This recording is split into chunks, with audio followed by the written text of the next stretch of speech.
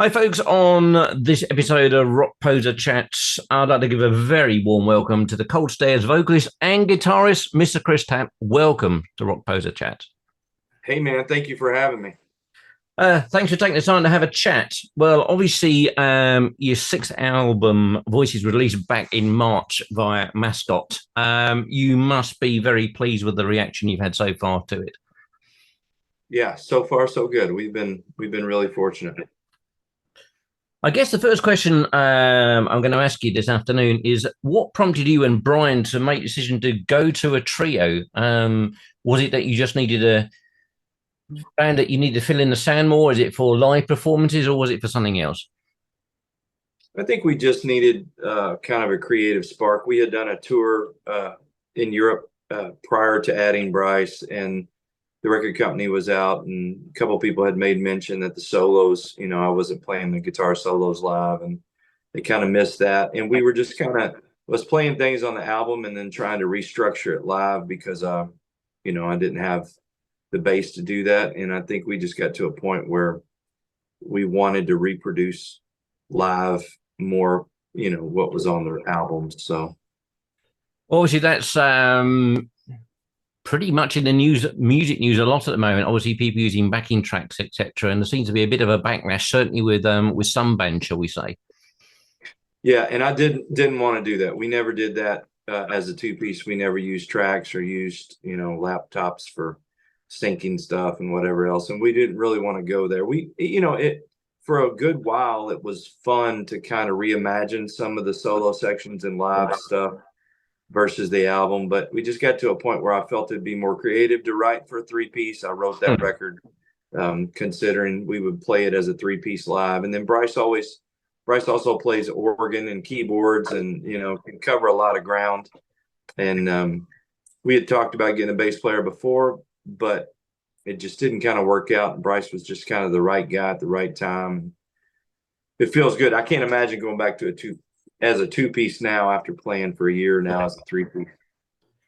Well, obviously, the first four albums were self-released, which is okay. More bands make self-releases more often now, but to do four albums without a label and have that level of success that you've had, do you find that you're pinching yourself, or do you just think, "Hey, that's a job well done"? It was a lot of work.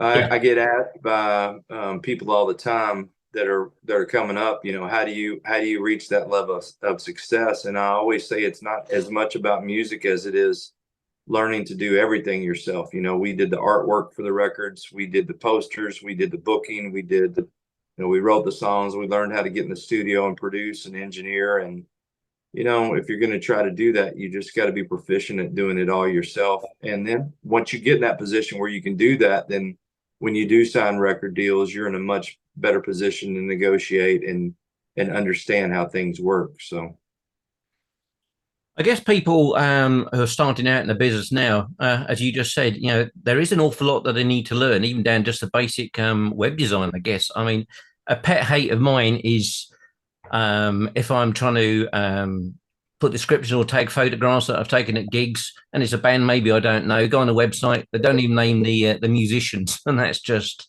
little things like that, I guess, really.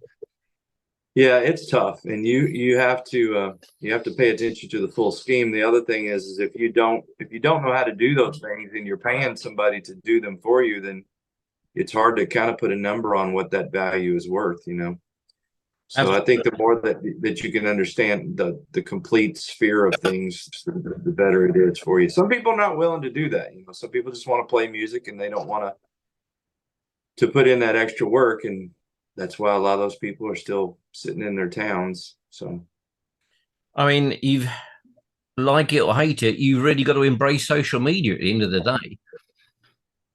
Yeah, I hate it, but it's the nature of the beast. And I think sometimes it is better to be self-promoting yourself rather than giving that over to a record company or a PR company that might represent you in a different way.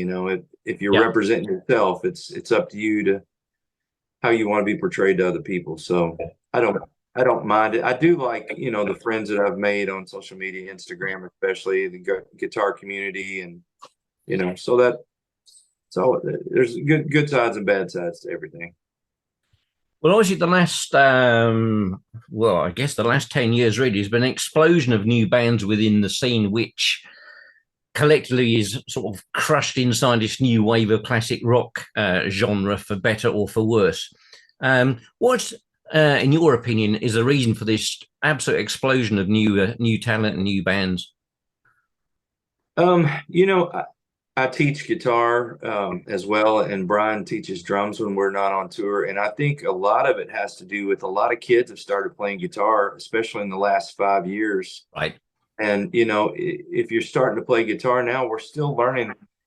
When I first started learning to play guitar, you know, it was Smoke on the Water and Iron Man. And that's still what these kids are learning today. They want to learn the classic guitar riffs, and so they fall in love with that era of music, same way that I did. I grew up in an era where guitar music wasn't popular, but I was so in love with the classic rock stuff and the classic blues stuff. So I think it just carries on. You know, there's some things that are, you know, it's a hamburger or a Coke or a classic car. There are some things that were just done well and done right, and they don't ever go away. And I think we can say that about early American blues and then the British blues explosion.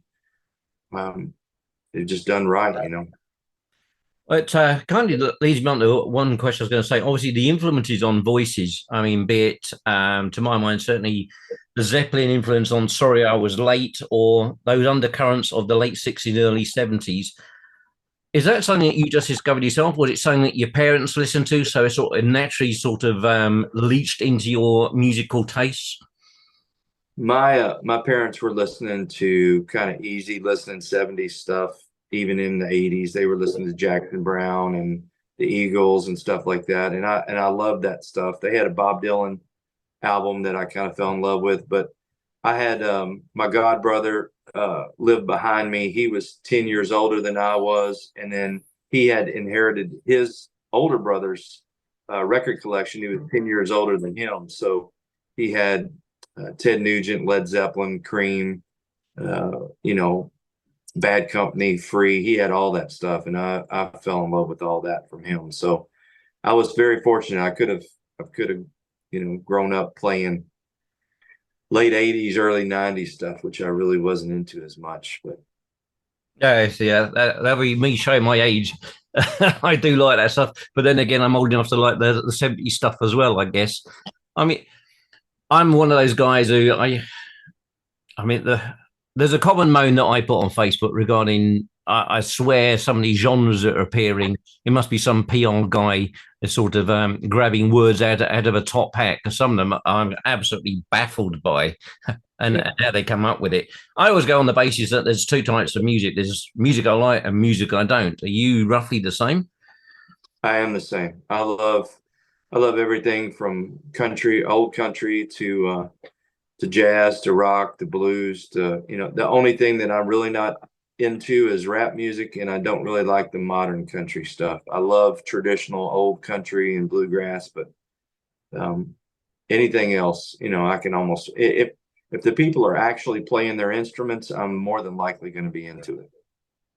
One thing that I always find really sad is when I'm talking to somebody I've not met, and I say, you know, what sort of music you into, and they just sort of go, well, anything really. And I think, I don't care what sort of music you like, but please have a passion in it.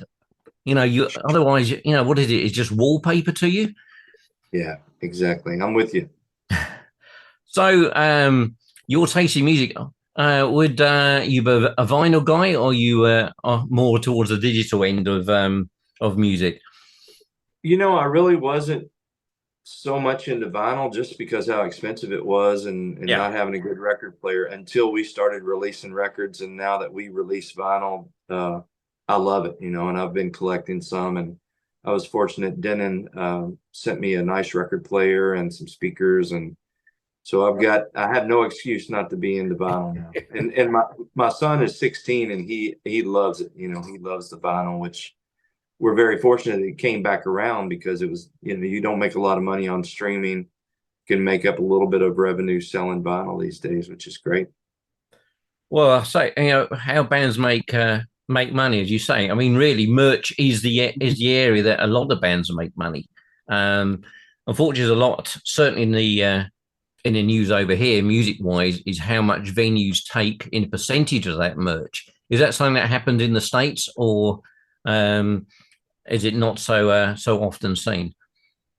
They do a little bit of that in the States, but we're pretty tough negotiators, so we don't go along with that a whole lot. If they're willing to help sell the merch and they're doing the work, then I don't mind to share the profits. But it's tough as it is out there as a band, so there's no reason to give too much of that up.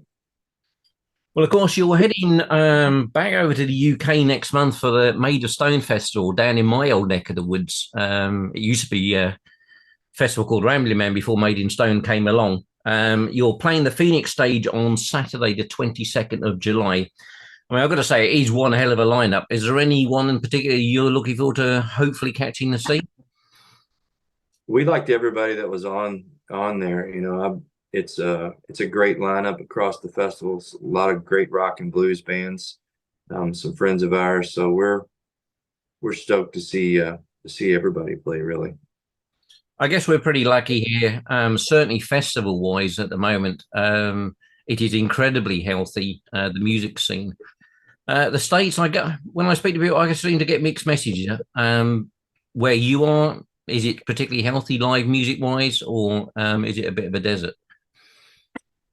The States is just so much bigger than Europe. Sure. So it's there's a lot of good music and a lot of good venues still, but it's not where I personally live. There's not much here in town. There's one venue that we play, but I'm 3 hours from Nashville and Right. three hours from Cincinnati, St. Louis, 5 hours from Atlanta, 3 hours from Memphis. So it's a 3 to 5 hour drive to a lot of really good venues. So, looking at the future ahead for the band, where do you see yourself within the next 12 months?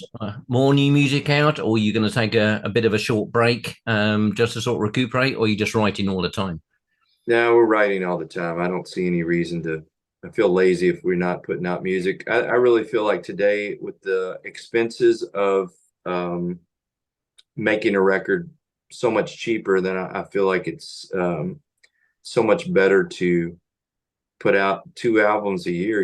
Maybe the albums aren't as big or as many tracks. We were putting out 15, 18 songs on a record. I think more than likely we'll start putting out 2 records a year with 10 songs on the album each. But with Spotify and streaming, if you don't have something out every 3 or 4 months, you can get lost, you can get under the waves. And I just don't feel it's one of the things that we love to do is write and record, and we're proficient at it. So we're looking to start dropping another record. We got a single that comes out this coming Friday, July 7th. It's a new song, and then we've got some more new stuff that's coming out in the fall. Oh, that sounds fantastic. On that writing process, do you lock yourself away and just concentrate purely on the writing, or are you happy to sort of sit down anywhere with a notepad and jot stuff down? It just depends, kind of differently. Usually, I kind of get in my head what I'm writing towards and what I'm working on, and then just start taking a week or two.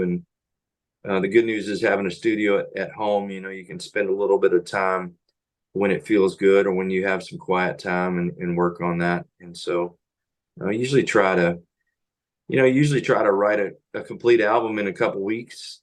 I feel Right. fresher that way. And Do you feel that those tracks that you write now will head more in a particular direction going forward, or are you happy that the sort of topics and subjects you're writing about now?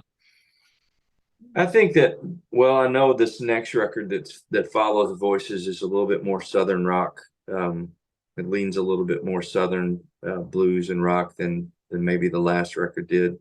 I think we've always been a band that you can hear the influences of rock and blues and Southern stuff in there. Sure. And so some records lean a little bit more heavy rock and some a little bit more blues.